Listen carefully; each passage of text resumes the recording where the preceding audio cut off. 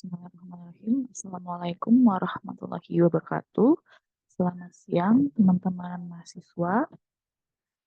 Hari ini saya akan menyampaikan materi mengenai pengujian hipotesis satu sampel.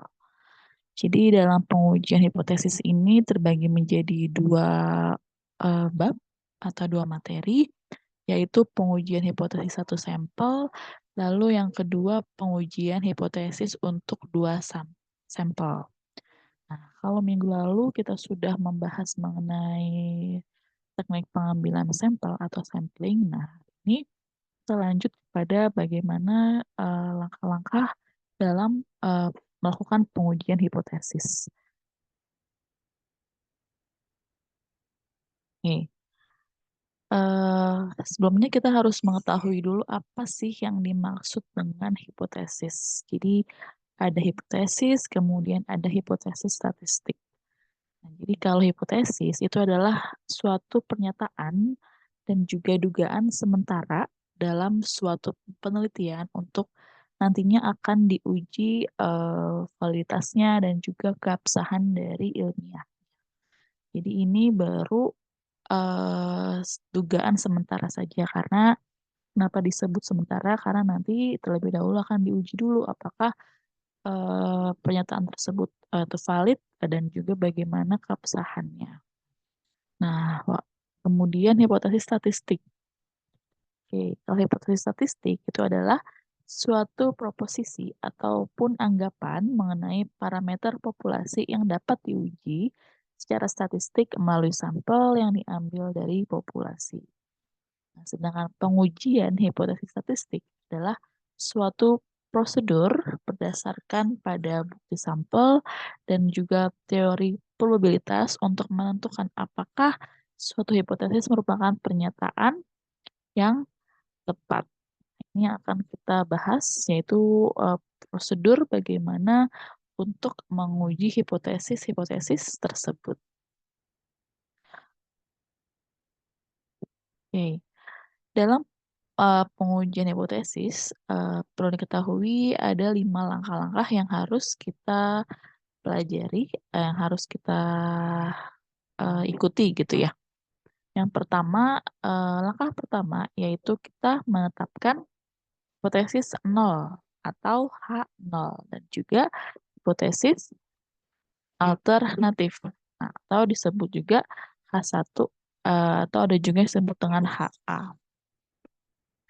Nah, nanti perbedaan antara H0 dan H1 atau HA akan dijelaskan setelahnya. Kemudian langkah yang kedua yaitu menetapkan tingkat signifikansi atau salah tipe 1 yang kita sebut sebagai alfa. Nah, dalam penelitian teman-teman nilai alfa yang biasa dipakai oleh para peneliti itu ada 3, yaitu alfa sama dengan 0,01, alfa sama dengan 0,05, atau alfa sama dengan 0,1. Nanti ini tergantung kepada penelitian dari teman-teman gitu ya. Kemudian yang ketiga, tentukan jenis uji statistik yang sesuai. Jadi setelah kita menetapkan tingkat signifikansinya, kemudian kita tentukan kita ingin menggunakan pengujian statistik apa. Nah, dalam bab ini kita menggunakan 2 pengujian statistik, yaitu yang pertama menggunakan uji statistik Z dan juga yang kedua adalah uji statistik T. Lalu yang keempat, setelah menentukan jenis dari uji statistik, yaitu kita rumuskan kaidah keputusannya. Apakah hipotesis yang kita tuliskan itu ditolak ataukah akan diterima. Nanti juga akan ada syarat-syarat ataupun kriteria-kriteria dari penolakannya seperti apa. Lalu yang terakhir, kita ambil keputusan statistiknya. Gitu ya. Nah, itu adalah kelima langkah-langkah dari pengujian hipotesis. Oke, kita mulai kepada langkah yang pertama atau tahapan yang pertama yaitu menetapkan hipotesis. Nah, dalam hipotesis ini dibagi menjadi 2 ya.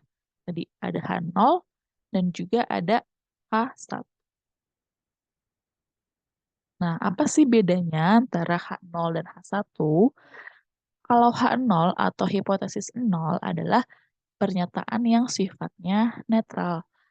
Atau 0 itu kan sama dengan tidak ada ya. Atau juga dianggap selalu memuat tanda sama dengan. Nah, sedangkan kebalikannya hipotesis alternatif atau H1 adalah pernyataan netral tersebut sudah ada dugaan. Nah, kurang dari sama dengan atau lebih dari sama dengan atau lebih besar atau lebih kecil atau juga memuat tanda tidak sama dengan. Jadi intinya H1 itu adalah kebalikannya dari H0. Jadi kalau misalkan H0-nya itu memuat tanda sama dengan, artinya H1 memuat tanda tidak sama dengan. Nah, H0 juga diasumsikan seperti asas praduga tak bersalah. Jadi dalam hipotesis 0 itu dia selalu memuat tanda sama dengan. Artinya itu mungkin ditolak atau tidak ditolak atau gagal ditolak. Nah, itu interpretasi dari H0-nya ya. Contohnya di sini. Misalkan hipotesis 0 adalah bahwa rata-rata jumlah mil yang ditempuh oleh ban berbahan baja tidak berbeda dengan 60.000.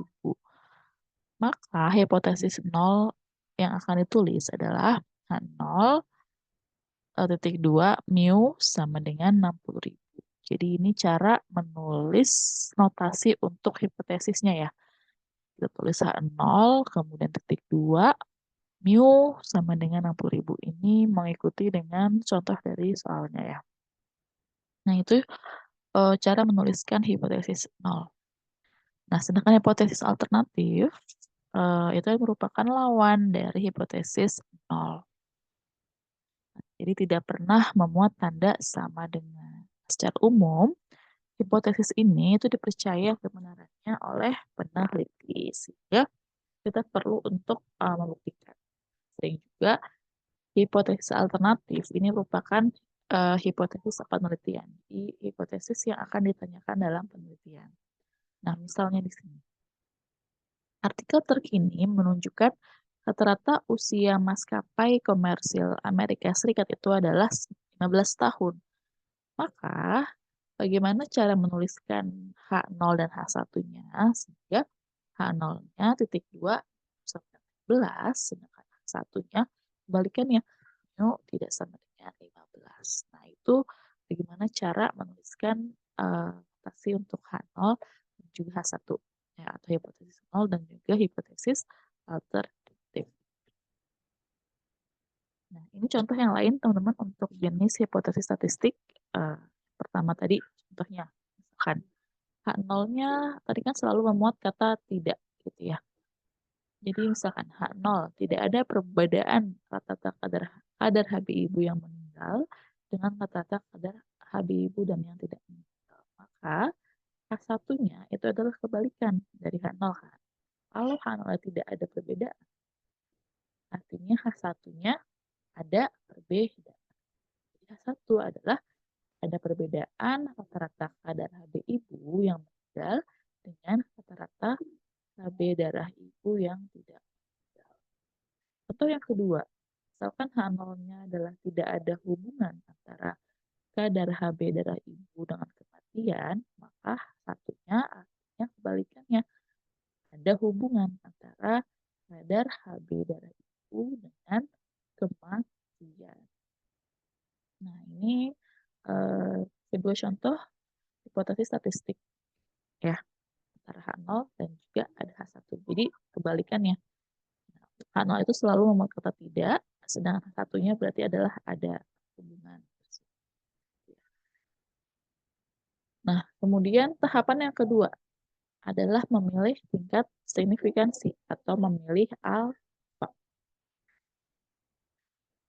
Nah, alfa atau tingkat signifikansi merupakan kriteria atau batasan yang digunakan untuk memutuskan apakah H0 itu ditolak atau gagal ditolak.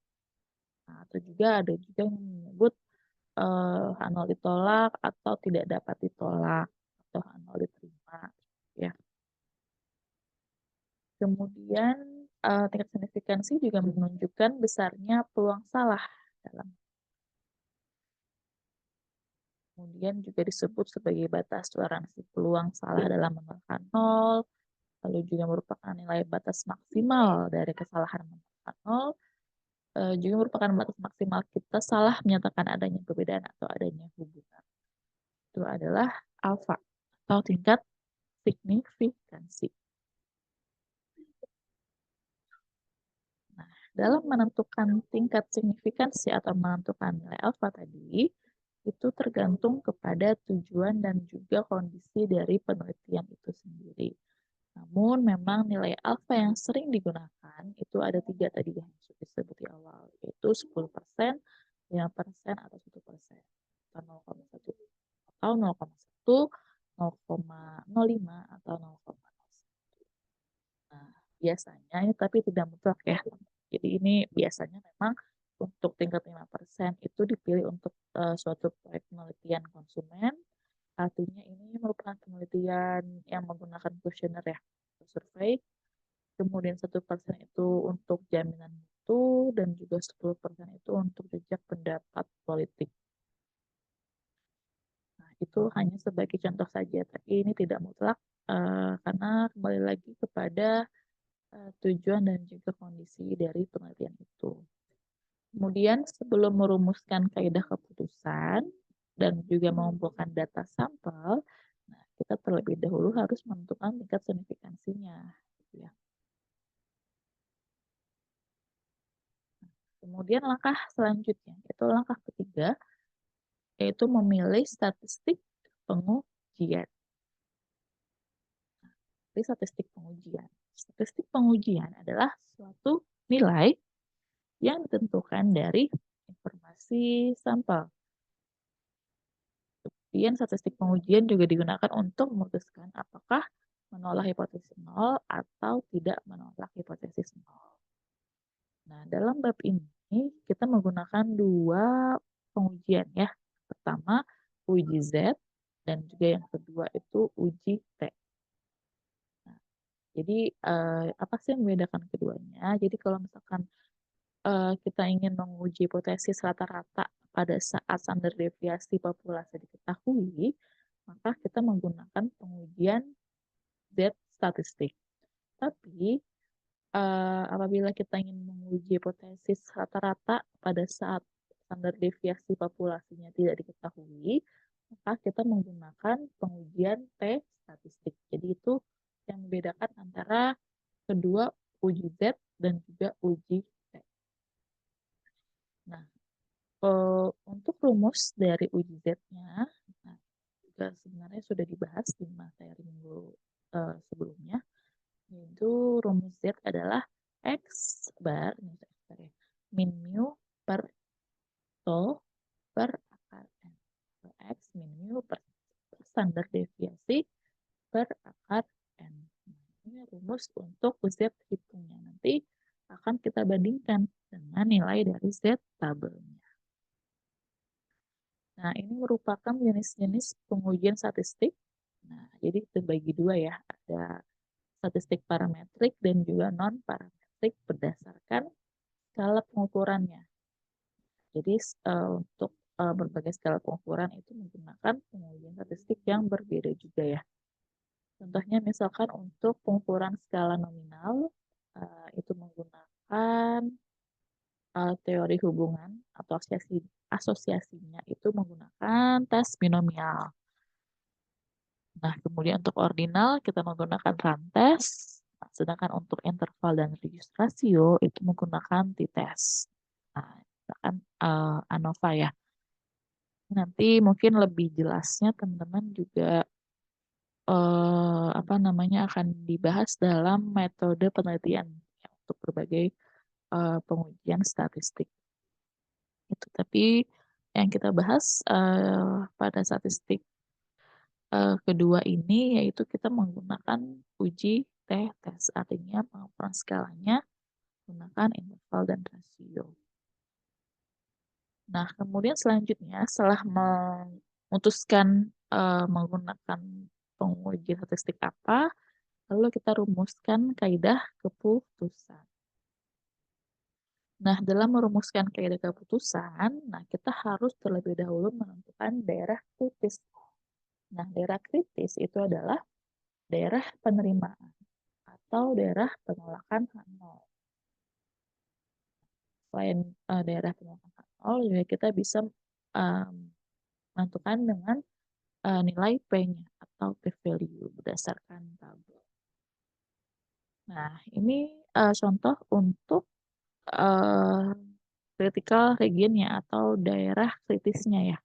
Jadi terbagi dua, ada dua sisi dan satu sisi. Jadi dalam uji statistik ini, nah terbagi menjadi dua pengujian, yaitu ada pengujian dua sisi dan juga ada pengujian satu sisi. Nah, yang contoh A yang di awal pertama, nah ini merupakan pengujian dua sisi. Ya, artinya di sini mempunyai daerah kritis dua, di sebelah kiri dan juga ada di sebelah kanan. Nah, jadi untuk daerah acceptance region-nya atau daerah penerimaannya, yaitu di antara min Z alfa per 2 sampai Z alfa per 2. Nah, kalau nilai Z-nya nanti ternyata lebih kecil, nah, artinya di sini ya, nilai Z hitungnya ternyata lebih kecil, maka dia berada di daerah penolakan. Nah, begitupun di sini. Kalau nilai Z hitungnya lebih besar dari nilai Z tabelnya, maka berada di daerah penolakan. Nah, itu untuk daerah uh, kritis untuk pengujian dua sisi. Nah, bagaimana untuk pengujian satu sisi? Nah, untuk pengujian satu sisi, artinya daerah kritisnya hanya ada di salah satu sisinya saja. Nah, contohnya yang B di sini. Oke, sebentar ya. Nah, yang B ini merupakan uji satu sisi pada saat mu-nya lebih besar dari mu 0. Nah, artinya kalau lebih besar, maka daerah kritisnya ada di sebelah kanan. Sehingga acceptance region-nya ada di sebelah kirinya. Gitu ya. Jadi ini merupakan daerah penerimaan, kemudian yang diarsir merupakan daerah penolakan. Nah, sedangkan yang C ini pengujian satu sisi pada saat nilai mu-nya kurang dari mu 0. Kalau kurang dari artinya daerah penolakannya ada di sebelah kiri. Min Z alfa ya. Nah, mungkin nanti akan lebih jelasnya dalam contoh kasus dan juga apa sih pengujian dua sisi dan satu sisi nanti akan dijelaskan. Nah, ini contohnya untuk pengujian dua sisi ya. Jadi misalkan di sini nilai Z tabel itu adalah 1,96 ya. Dengan nilai significance alfanya adalah 0,05. Nah, maka critical value Z for two-tailed test-nya adalah 1,96. Sini ya. Nah, berarti daerah penerimaannya ada di antara minus 1,96 sampai plus 1,96. Kalau nilai Z hitungnya nanti ternyata lebih besar dari 1,96, nah artinya berada di daerah penolakan dan juga lebih kecil dari minus 1,96, artinya berada di daerah penolakan. Masih ingat kan ya cara mencari Z tabel? Cara mencari Z tabel, teman-teman silahkan buka tabel Z-nya, kemudian pastikan dengan nilai signifikansi alfanya. Langkah yang kelima, yaitu mengambil keputusan statistik. Jadi, bagaimana kita mengambil keputusan statistiknya, jadi ini adalah cara kita mengambil keputusan, yaitu yang pertama, kita bandingkan dengan nilai statistik hitung dengan nilai statistik tabelnya. Jadi bagaimana kriteria penerimaannya atau kriteria penolakannya, jadi ini kriterianya. Jadi apabila nilai hitungnya kurang dari nilai tabel, maka H0-nya diterima. Atau nanti yang dijadikan kesimpulan adalah simpulan dari hipotesis nol. Nah, sedangkan apabila nilai hitungnya itu lebih besar atau sama dengan nilai tabel, maka H0-nya ditolak. Artinya hasilnya merupakan kesimpulan dari hipotesis alternatif. Gitu. Misalkan di sini, statistik uji Z hitungnya itu adalah 2,5 pada alfa 0,05 dan juga menggunakan uji dua arah. Nah, dengan uji dua arah dan alfa 0,05 didapat nilai Z tabel itu adalah 1,96. Nah, Z tabelnya adalah 1,96. Nah, kemudian kita bandingkan dengan nilai hitungnya.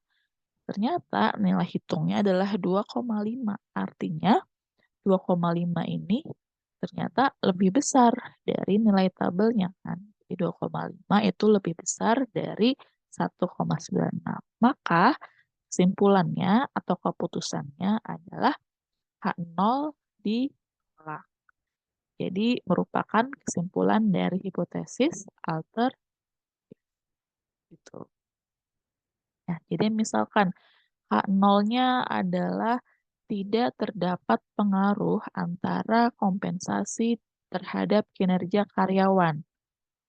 Nah, kemudian H1-nya adalah ada pengaruh antara kompensasi terhadap kinerja karyawan.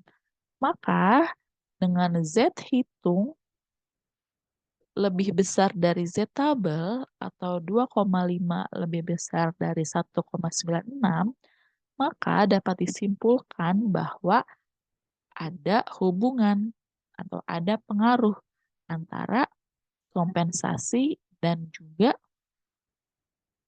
kinerja atau ada pengaruh antara kompensasi terhadap kinerja. Jadi yang dijadikan keputusan adalah kesimpulan dari hipotesis alternatifnya. Jadi ini cara memutuskan eh, apa namanya hasil dari hipotesisnya dengan membandingkan nilai hitung dengan nilai tabelnya. Nah, ini ya, ini merupakan rangkuman yang tadi saya sebutkan. Oke, kita balik lagi tadi bagaimana membedakan antara uji signifikansi satu sisi dan juga uji signifikansi dua sisi. Oke, yang membedakan antara satu sisi dan dua sisi yaitu yang pertama, apabila suatu hipotesis pada rumusan H1-nya itu terdapat tanda tidak sama dengan, nah, maka bisa dikatakan pengujian tersebut merupakan uji dua sisi.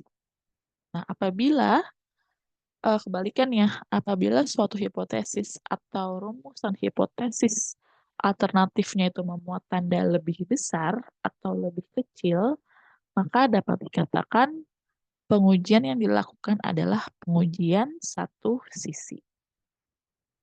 Itu ya. Itu yang membedakan antara uji dua sisi dan juga uji dua sisi.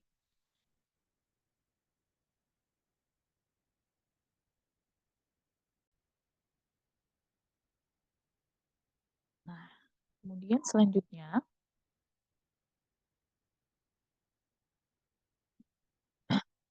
arah atau bentuk dari uji hipotesis. Jadi, antara satu sisi dan juga dua sisi. Jadi kalau satu sisi, itu apabila hipotesis alternatifnya menyatakan adanya perbedaan dan juga ada pernyataan yang memang mengatakan bahwa hal yang satu itu lebih rendah atau lebih tinggi daripada yang lainnya.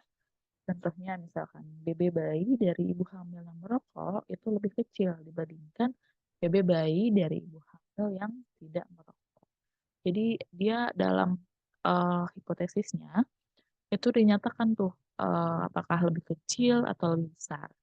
Jadi tidak hanya menyatakan adanya perbedaan tadi, tapi juga menyatakan adanya lebih rendah atau lebih. Nah, sedangkan uji dua sisi, yaitu apabila hipotesis alternatifnya hanya menyatakan perbedaan tanpa melihat apakah yang satunya itu lebih tinggi atau lebih rendah daripada yang lain. Contohnya misalkan BB bayi dari ibu hamil yang merokok berbeda dibandingkan BB bayi dari ibu yang tidak merokok. Jadi hanya dinyatakan berbeda saja tanpa dijelaskan lagi lebih kecil atau lebih besar perbedaannya. Itu yang lebih jelas ya untuk pengujian satu sisi dan juga dua sisi. Nah, ini contohnya untuk membedakan hipotesis satu sisi dan juga dua sisi.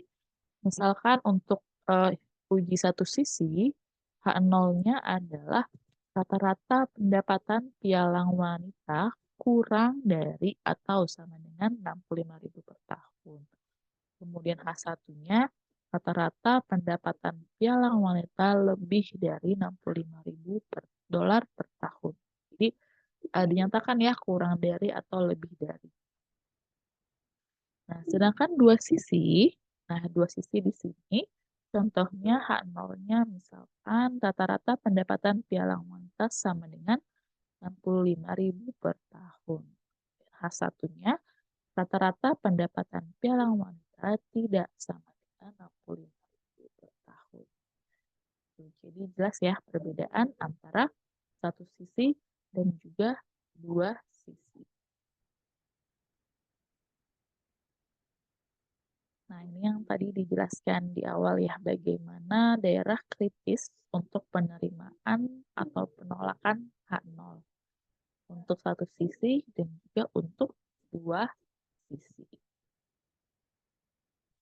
Nah, oke, kita perjelas kembali kepada contoh kasus ya, atau contoh soalnya. Nah, dalam pengujian rata-rata populasi untuk standar deviasi populasi diketahui. Garis bawahi ya. Standar deviasi populasinya diketahui. Bagaimana contoh penerapan kasusnya? Nah, contohnya misalkan diketahui produksi mingguan bangku di pabrik itu mengikuti distribusi probabilitas normal dengan rata-rata 200 dan standar deviasi 16. Nah, baru-baru ini, karena adanya perluasan pasar, nah metode baru itu diperkenalkan dan juga karyawan baru itu direkrut. Nah, direktur pabrik ingin mengetahui apakah ada perubahan dalam produksi mingguan bangku tersebut. Jadi dengan adanya metode baru dan juga adanya karyawan baru yang direkrut, apakah ada perubahan dalam jumlah produksinya. Nah, kemudian rata-rata jumlah bangku yang diproduksi tahun lalu dalam 50 minggu adalah 203,5.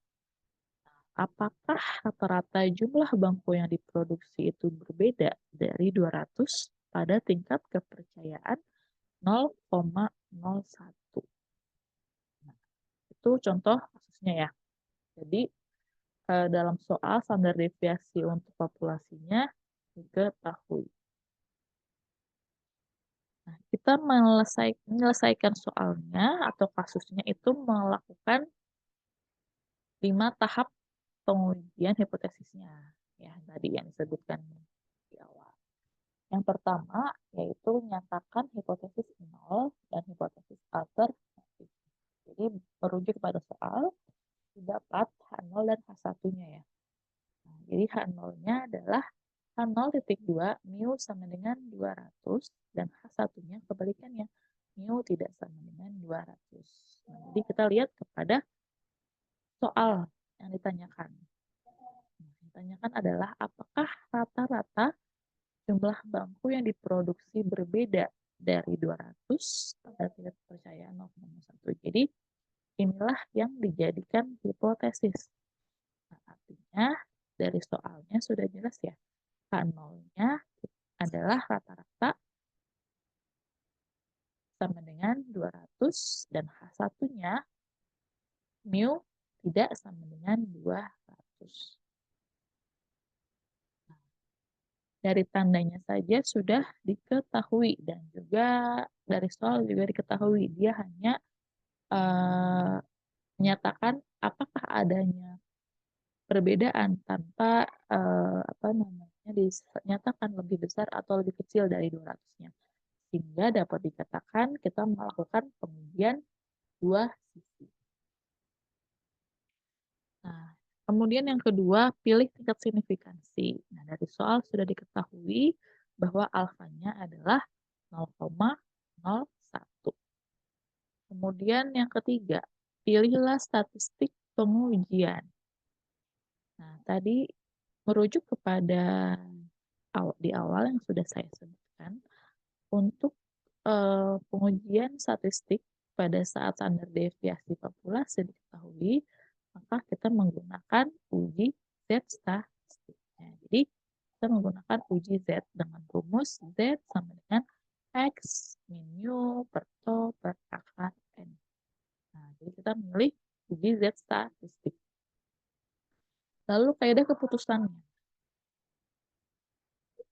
Nah, kita buat kaidah keputusan berdasarkan nilai Z tabelnya. Nah, dari soal diketahui teman-teman nilai Z tabel, nilai alfanya, ya, nilai alfanya dari soal adalah 0,01. Nah, apabila kita lihat di tabel Z, nah dengan alfa 0,01 dan juga pengujian dua sisi, didapat nilai Z tabelnya adalah 2,58. Jadi Z-nya adalah 2,58. Nah, karena pengujian dua sisi, sehingga daerah kritisnya itu ada dua, di sebelah kiri dan juga di sebelah kanan. Nah, critical value-nya ini minus 2,58 dan 2,58. Kemudian daerah penerimaannya yaitu antara minus 2,58 sampai 2,58. Nah, sedangkan daerah penolakan di sini. Nah, daerah penolakan adalah ketika nilai tabelnya itu lebih kecil dari minus 2,58 dan juga nilai hitung ya. Nilai Z hitungnya lebih kecil dari minus 2,58 dan lebih besar dari 2,58. Nah, jadi akan diputuskan nanti apakah menolak H0 atau menerima H0. Kemudian yang kelima, kita buat keputusan dan juga tafsirkan hasilnya. Dalam membuat keputusan dan menafsirkan hasilnya, tentu kita perlu mengetahui nilai Z hitungnya. Nah, nilai Z hitung kita dapat dari rumus ini, X bar min mu per standar deviasi per akar N, di mana X barnya adalah 203,5, kemudian mu-nya adalah 200, per standar deviasi populasinya 16, dan N-nya adalah 50, dia 50 minggu. Nah, sehingga didapat Z hitung sama dengan 1,55. Nah, kemudian kita bandingkan dengan nilai Z tabelnya. Nah, nilai Z tabelnya kan tadi 2,58. Ya. Artinya 1,55 ini berada di antara minus 2,58 sampai positif 2,58 di sini. Ya. 1,55 di sini. Sehingga dapat dikatakan berada pada daerah penerimaan. Atau H0-nya tidak dapat ditolak. Jadi, dengan H0 tidak dapat ditolak, maka hasilnya dapat kita simpulkan bahwa rata-rata populasinya itu tidak berbeda dari 200. Jadi yang dijadikan kesimpulan adalah kesimpulan hipotesis alternatifnya. Jadi dapat kita simpulkan dengan nilai Z hitung lebih kecil artinya. Dari Z tabel, maka H0 tidak dapat ditolak atau rata-rata populasinya itu tidak berbeda dari 2. Itu untuk kemudian dua sisi pada saat standar deviasi populasinya diketahui. Jadi kita bandingkan ya antara nilai Z hitung dan juga nilai Z tabel. Nah, kemudian baru kita tafsirkan hasilnya. Apakah H0 tersebut ditolak atau H0-nya tidak dapat ditolak.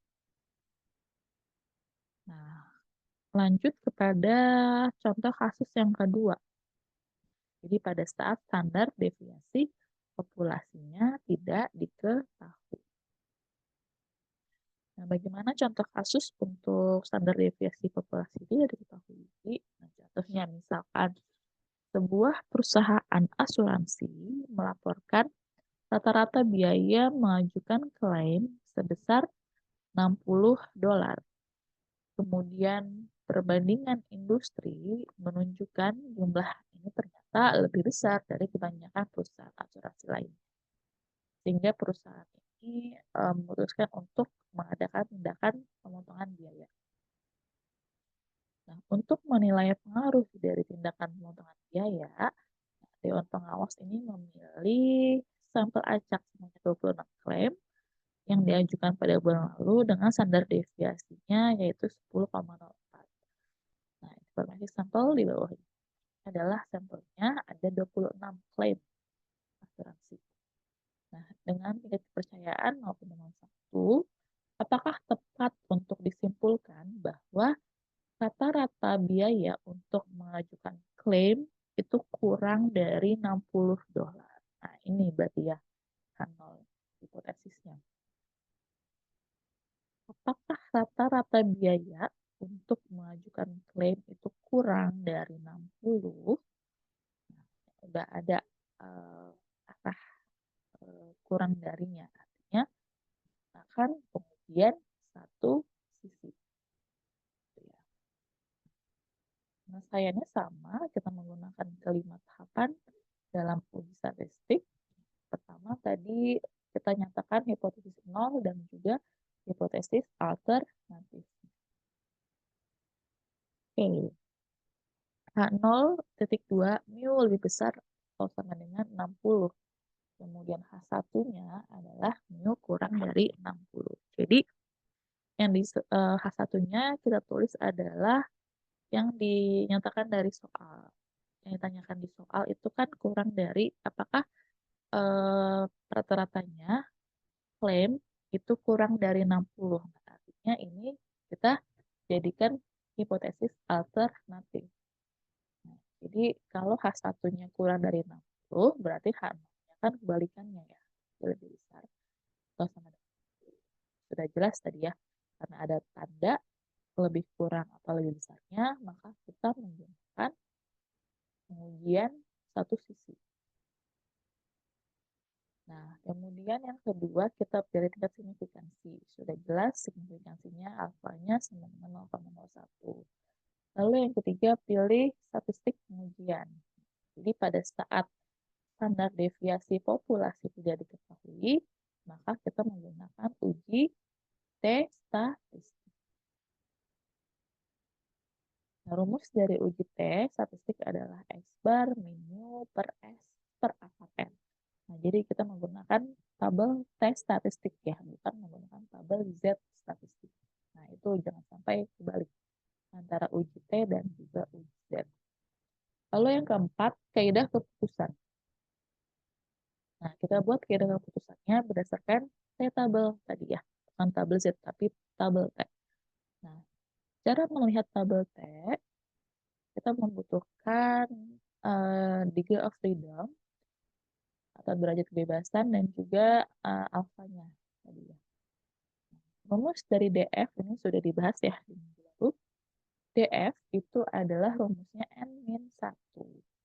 Artinya dari soal kan DF-nya, N-nya itu kan 26. Nah, berarti 26 min 1 adalah 25. Sehingga DF-nya adalah 25. Kemudian alfa satu sisinya adalah 0,01. Nah, sehingga nilai T tabelnya adalah 2,485. Nah, jadi kaidah keputusan menolak H0-nya yaitu apabila nilai T kurang dari minus 2,485. Ya, karena kurang dari berarti daerah rutisnya atau ketika regionnya itu ada di sebelah kiri. Jadi kaidah keputusannya menolak H0 apabila nilai T-nya kurang dari minus 2,48.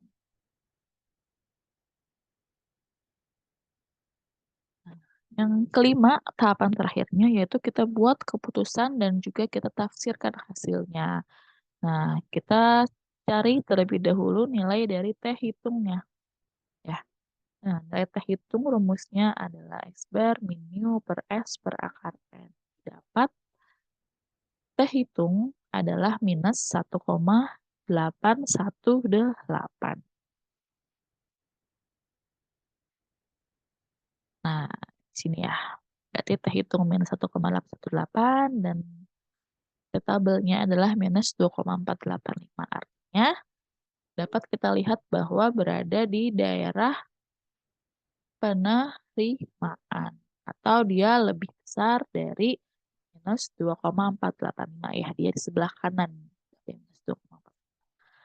Karena minus 1,818 itu berada pada daerah sebelah kanan nilai kritis yaitu minus 2,485, maka H0-nya tidak dapat ditolak pada tingkat signifikansi 0,01.